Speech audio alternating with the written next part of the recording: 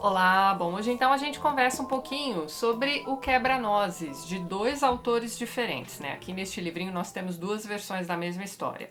A versão original, não, espera, deixa eu me corrigir. Nós temos o original, que foi escrito pelo E.T.A. Hoffmann, e nós temos aqui também uma versão francesa, feita pelo Alexandre Dumas. Todo fim de ano eu procuro trazer um livrinho de Natal ou algum conto de Natal também pra gente conversar aqui no canal. E esse ano eu fiquei meio perdida, então pedi indicações pra vocês. Este aqui foi o livro mais indicado. Eu só conheci essa história através de uma, sei lá, versão para desenho infantil, que eu devo ter visto algumas vezes na infância, mas enfim, não me lembrava de detalhes. Para mim agora foi como ler uma história totalmente nova. A história é uma graça, mas assim, este livro aqui tem alguns poréns. Mas vamos por partes, né? O original foi escrito e publicado pelo autor prussiano E.T.A. Hoffmann em 1816. E o título original é, na verdade, O Quebra-Nozes e o Rei dos Camundongos. Décadas depois, o francês Alexandre Dumas publica a sua versão da história, que é bem parecida com o original, porém com algumas modificaçõezinhas. E essa história sai em 1844 ou 1845. O título da versão de Dumas ficou História de um Quebra-Nozes. Inclusive é esta versão do Dumas que ficou mais conhecida, mesmo porque em 1892 nós temos uma adaptação dessa história para balé musical. Essa adaptação foi feita pela companhia de balé mais conhecida da Rússia, aliás, talvez a companhia de balé mais conhecida do mundo, não é mesmo? E a música foi composta por ninguém menos do que Tchaikovsky, o mesmo de Lago dos Cisnes e A Bela Adormecida também. O Hoffmann, autor aqui da história original, era um cara que teve uma fama muito parecida com a de Edgar Allan Poe. Se você quiser saber mais sobre a biografia deste autor, dependendo do site ou do livro que você procurar, você vai encontrar informações a respeito das bebedeiras de Hoffmann. Ele provavelmente era doente, talvez um sifilítico, ou seja, só uma mente perturbada como esta poderia escrever histórias perturbadoras como as que Hoffmann escrevia. Esse autor costuma aparecer bastante nessas coletâneas de contos de horror, mas no fundo ele vivia uma vida bastante pacata, viu? Ele era um cara que fazia mil coisas ao mesmo tempo. Ele era advogado, ele foi juiz durante muito tempo e nas horas vagas escrevia suas histórias, compunha música também e ele foi bem sucedido em todas essas áreas. Provavelmente como Poe deve ter feito aí alguns inimigos ao longo da vida, não é mesmo? E quem ficou contou aí diversas barbaridades a respeito deste autor. Bem, já o nosso amigo Dumas, autor de diversos clássicos do folhetim do século XIX, né? Ele é o autor dos Três Mosqueteiros, O Conde de Monte Cristo, escreveu também uma biografia da Maria Stuart, tudo isso já tem vídeo aqui no canal. E quando ele reconta o Quebra-Nozes, né, na história de um Quebra-Nozes, ele já era um autor bastante consagrado. Muito bem estabelecido, obrigado. Então ele reconta a história do Hoffmann e faz pela primeira vez também uma tradução dessa história para o francês. Então a partir de meados da década de 40, por conta do Dumas, essa história passa a ficar 1000 vezes mais conhecida. E tá tudo bem, o Dumas dá créditos ao Hoffmann logo ali na apresentação da história mesmo. Mas é aquilo que eu comentei com vocês anteriormente, em termos de enredo, eu sinceramente não vi lá grandes diferenças entre as duas versões da história. Você tem uma irmã mais velha do conto original, que será substituída por uma empregada da família. Você tem a troca de sobrenome da família também. Mas o grosso da história, o desenvolvimento, é praticamente o mesmo. A diferença está no excesso de mel e na fofice exacerbada que você vai encontrar na versão do Dumas. A Marie, que é uma criancinha aqui, a personagem principal dessa história, é a criança mais melosa, sei lá, meio cafona também algumas de suas falas, mas é aquele cafona tipo roupa nova, sabe? Tudo pra ela, assim, é um dramalhão mexicano, um amor além da vida, sabe assim? Mas é aquilo, né? Talvez as crianças, né, as meninas prussianas do século XIX fossem assim mesmo, né? E sei lá, que dirá as crianças francesas. Tudo isso pra dizer que eu achei as falas da Marie, da versão do Dumas, bem forçadas. Mas sabe o que é? Eu tenho a impressão de que a gente ficou mal acostumado com crianças como a Alice, da Alice no País das Maravilhas. Que era aquela criança meio doidinha, proativa, né, que resolvia tudo bem.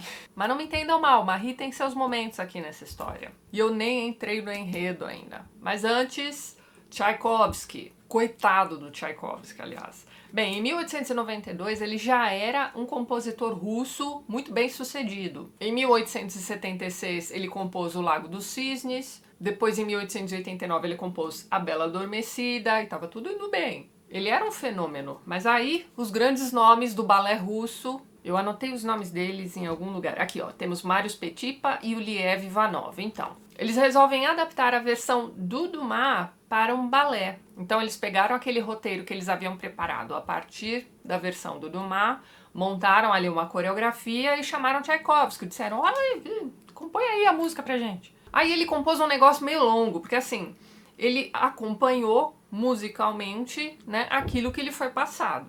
E assim, nem ele estava amando aquilo que ele estava fazendo, mas trabalhamos com prazo, não é mesmo? E a estreia não foi lá essas coisas, foi meio que um fracassinho de Tchaikovsky. Várias resenhas negativas saíram em jornais, enfim. Aí o que ele faz, né? Ele resolve pegar trechos de seu próprio trabalho, de que ele realmente gostava, e aí ele monta a suíte Quebra-Nozes. E suíte, em termos de música, é quando você recolhe trechos de um trabalho completo. E essa suíte Quebra-Nozes faz sucesso pra caramba. Várias orquestras acabam colocando essa suíte em seu repertório. E o sucesso da suíte Quebra-Nozes é contínuo e duradouro. Tchaikovsky morre em 1893, então ele não viu exatamente todo o sucesso que se tornou aquele seu trabalho, uma vez descolado do balé russo.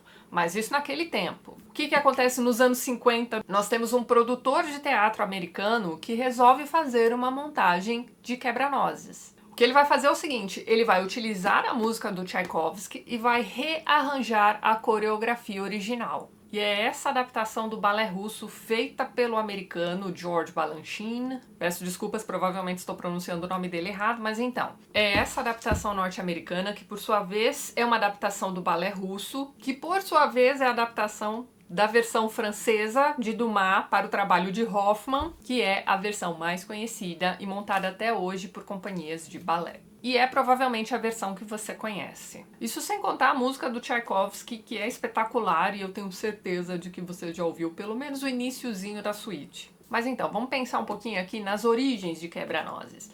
Bem, essa história, como eu disse para vocês, foi composta pelo Hoffmann em 1816.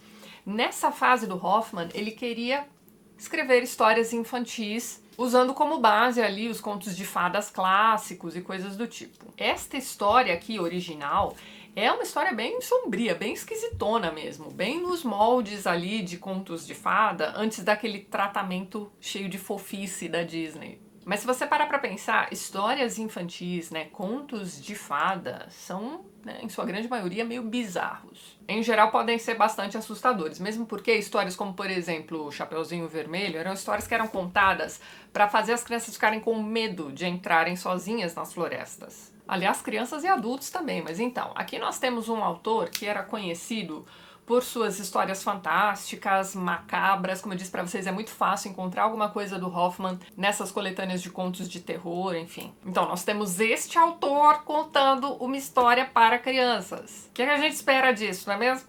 Então tá, vamos ao enredo. O que nós temos aqui é o seguinte. Na noite de Natal, a família Stahlbaum está reunida em casa, mas nós temos a seguinte cena. Nós temos os pais das crianças trancados na sala de estar. As crianças não podem entrar. O que é que eles estão fazendo lá dentro? Eles estão montando a árvore de Natal e arranjando os presentes. Então, do lado de fora estão as duas crianças, né? O menino Fritz, que é um menino atentado, né? Para dizer o mínimo. E nós temos também a Marie, que é aquela criancinha fofa e meiga, que é a personagem principal dessa história. E nós temos também a irmã mais velha deles. As duas crianças estão bem ansiosas, principalmente porque dentro daquela sala de estar, além dos pais, está também o padrinho da Marie, que é um desembargador que nas horas vagas, né, cria brinquedos. Ele é um cara que, por hobby, conserta relógios, então ele entende daqueles mecanismos todos, então ele cria uns bonequinhos que se mexem, enfim, ele faz uns brinquedos assim que são espetaculares. Só lembrando que a Alemanha sempre teve, né, essa tradição dos brinquedos mais espetaculares da face da Terra, mas enfim. As crianças estão muito curiosas para saber qual é o brinquedo que o padrinho montou esse ano. Mas aí que tá, esses brinquedos são considerados obras de arte, então os pais prepararam um armário imenso, né, com uma porta de vidro, onde eles guardam esses brinquedos, né, para as crianças não quebrarem, enfim. E quando a porta finalmente é aberta, as crianças podem finalmente ver ali quais são os presentes que eles vão ganhar na noite de Natal.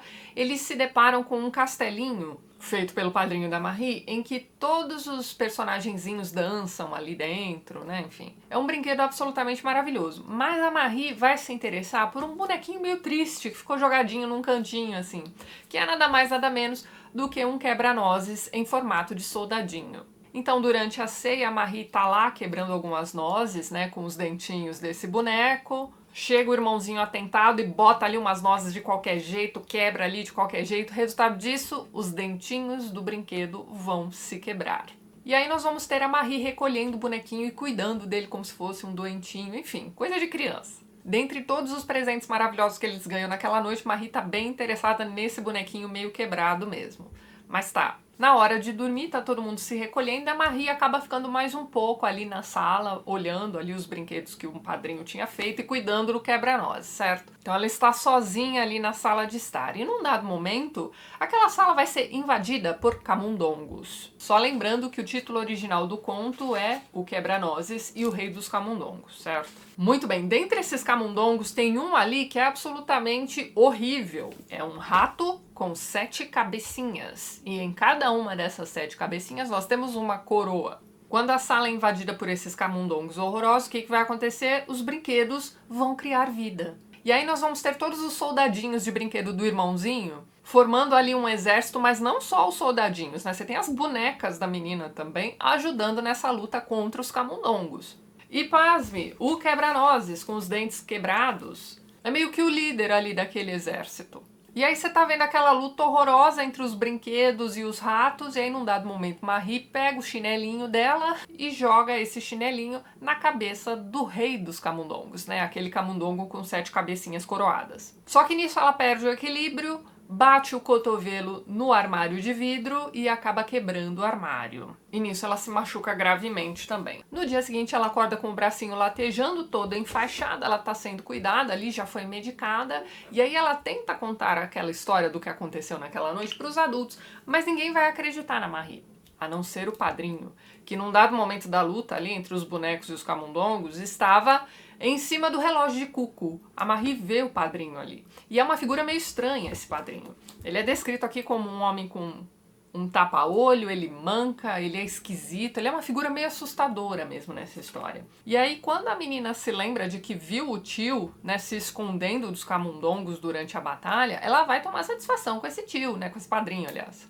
E aí tá, num dado momento os pais se retiram e o padrinho vai contar, né, vai se explicar, vai contar o que é que está acontecendo na verdade, né? E dentro dessa história do padrinho nós vamos acompanhar também a narrativa de como o sobrinho dele se tornou o quebra-nozes. Pra mim, essa é a parte mais interessante da história. Mas bem, ele vai contar a história desse reino distante, em que a rainha acabou de ter ali uma filhinha, né, a princesa, enfim. A criança é linda, maravilhosa, mas durante uma confusão ali no castelo, envolvendo uma receita que a rainha estava fazendo, que envolvia toucinhos, e os ratos, né, os camundongos ali do castelo que vão roubar esse toucinho, aí no meio da confusão, o filho da camundonga, que é a rainha dos camundongos daquele lugar, vai ser morto, e aí ela vai amaldiçoar a filha da rainha. Então aquele bebezinho que era lindo, maravilhoso, de repente se transforma numa criatura meio assustadora, com uma cabeça desproporcional, uma boca enorme. E você vai vendo que a descrição desse bebê, depois de ter sido amaldiçoado pela rainha dos camundongos, é bem parecida com a descrição do quebra-nozes quando a Marie o encontra ali em meio aos presentes de Natal. É um bonequinho com uma cabeça desproporcional, um corpinho mirrado, uma bocona enorme, né, para poder quebrar as nozes, enfim. Então tá, eles chamam o inventor principal ali daquele reino para criar ali ratoeiras. E esse inventor é ninguém menos do que o padrinho aqui da nossa Marie, certo? Pois então, essas ratoeiras não dão conta ali da rainha dos camundongos, tanto é que ela foi lá e amaldiçoou o bebê da família, certo? Pois então, por conta disso, o rei acaba ordenando que o padrinho da Marie resolva aquele problema, que a filha volte ao normal, enfim. Ele vai consultar, então, o astrólogo local. E o astrólogo vai dizer que é o seguinte, olha só, para desfazer essa maldição, eu preciso encontrar um rapazinho que nunca tenha feito a barba e nunca tenha usado nada além de botas. Esse rapazinho, por sua vez, precisa quebrar uma noz, que é uma noz super difícil é um tipo dificílimo de se conseguir. Bom, enfim, ele precisa quebrar esta noz e dar 7 passos para trás. É isso. Depois que ele cumprir essa simpatia aí, pronto, a criança vai voltar ao normal. Então tá, o padrinho e o astrólogo saem mundo afora aí em busca desse garoto que nunca tenha, né, feito a barba e nunca tenha usado nenhum chinelinho, né, só bota. E aí, num dado momento, ele vai se dar conta de que ele tem um sobrinho que segue aí direitinho essas características. Dadas as circunstâncias ali, eles vão encontrar uma noz daquele tipo dificílimo e pronto, eles voltam lá pro reino. O garoto quebra a noz, começa a dar os 7 passos para trás e nisso dele dar 7 passos para trás, acidentalmente ele vai matar a rainha dos camundongos. E aí, enquanto ela tá ali se estrebuchando, ela faz uma nova maldição. Então, nesse meio tempo, a menina voltou a ficar linda e maravilhosa, né? A princesa. E quem vai se transformar em quebra-nozes dessa vez, por ter pisado sem querer na rainha dos camundongos, é o sobrinho do padrinho da Marie. Então, este é o quebra-nozes que Marie tem em mãos. E aí, para solucionar o problema, né, para a gente reverter esta maldição aí do quebra-nozes, é preciso que ele encontre alguém que o ame de verdade.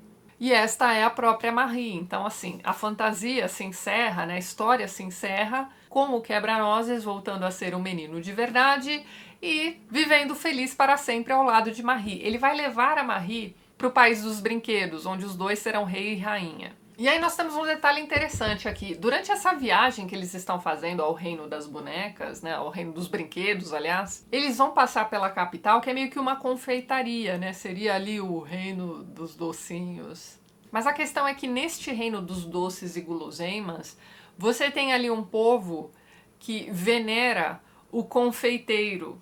O confeiteiro aqui para esses doces seria ali meio que Deus e seus mistérios. Né? Porque afinal de contas esse confeiteiro é aquela força metafísica que vai criar ali os docinhos. E eles vão para este lugar logo depois do quebra-nozes ter vencido o rato de 7 cabeças, né? O rei dos camundongos. Que se você já deu uma olhadinha aí no Apocalipse, capítulo 13, olha só, João vê bestas de aparência feroz que representam reinos terrenos degenerados controlados por Satanás.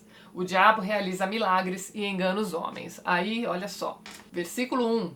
E eu pus-me sobre a areia do mar, e vi subir do mar uma besta que tinha 7 cabeças e 10 chifres. E sobre os seus chifres 10 diademas, e sobre as suas cabeças um nome de blasfêmia. Bem, nós temos um vilão aqui que é uma besta de 7 cabeças também, não é mesmo? Então vocês viram, nessa história infantil, nós temos uma representação de Deus, que seria ali o confeiteiro, e nós temos uma representação do diabo também. É aquilo que eu comentei com vocês, o que esperar de uma história infantil criada por Hoffmann. Mas, pessoal, aquilo que eu já havia comentado com vocês, apesar da esquisitice e do estranhamento, né, do original aqui do Hoffmann, gostei bem mais dessa segunda história que compõe este livrinho aqui do que da primeira, que é aquela versão do Dumas, né? Toda trabalhada no floreio desnecessário. E você vê que a história toda é uma grande fantasia infantil, né? Afinal de contas, quem foi a criança que nunca imaginou, né, seus brinquedos criando vida? Agora, o balé de quebra-nozes, se vocês nunca viram aqui no YouTube, eu tenho certeza que vocês vão encontrar a apresentação completa.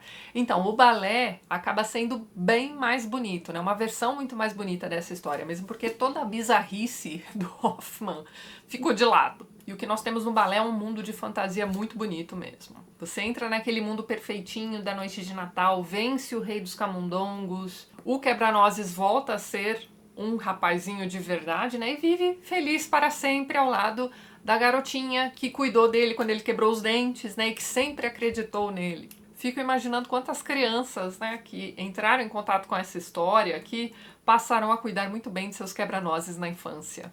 A gente até tinha um quebra-nozes que era parecido, sei lá, com um espremedor de limão ou algo assim, mas muito mais fácil era quebrar as nozes na porta mesmo.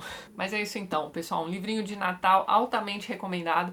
A única coisa, que meu único porém, é a respeito da história que abre este volume, né? Eu não recomendo tanto assim a versão do Dumas, eu realmente achei ali melosa demais. Mas tem algumas coisas bem interessantes aqui. A história de como ele recontou a história do Hoffmann é muito mais interessante do que a história em si. Então, aqui na apresentação ele vai contar sobre como ele foi praticamente obrigado por um grupo de crianças a contar ali uma história para elas. Acabou se lembrando da história do quebra-nozes e contou ali na hora. E ele faz outra coisa bem interessante aqui logo no início da sua versão de quebra-nozes, em que ele vai contar as diferenças das tradições natalinas da Alemanha para a França, né? Na página 30 ele diz isso aqui, ó.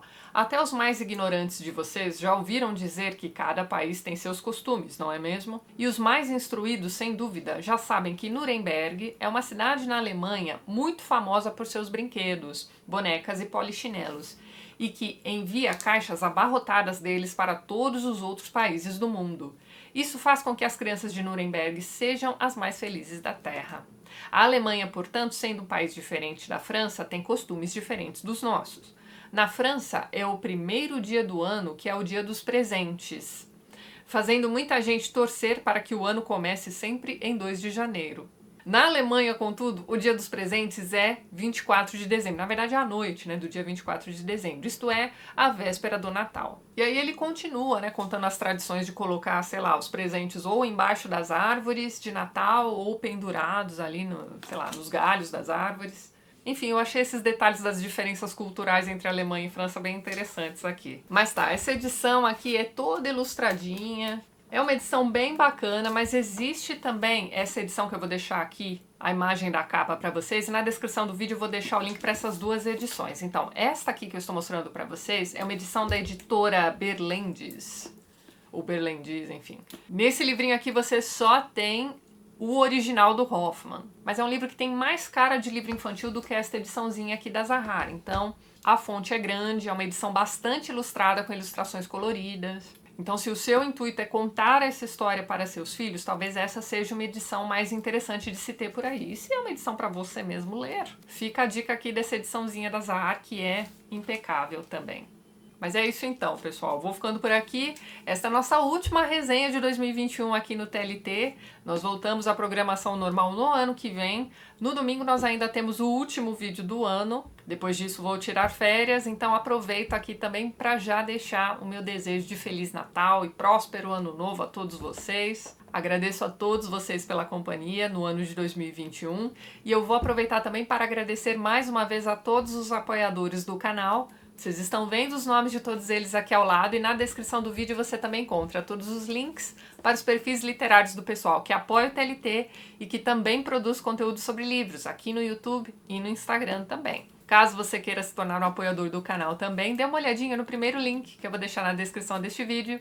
E é isso então. A gente se vê no vídeo de domingo e também nos vídeos do ano que vem. Aproveite as férias para dar uma olhadinha aqui no histórico do canal. E é isso então, pessoal. Um beijo grande para todos vocês e até mais.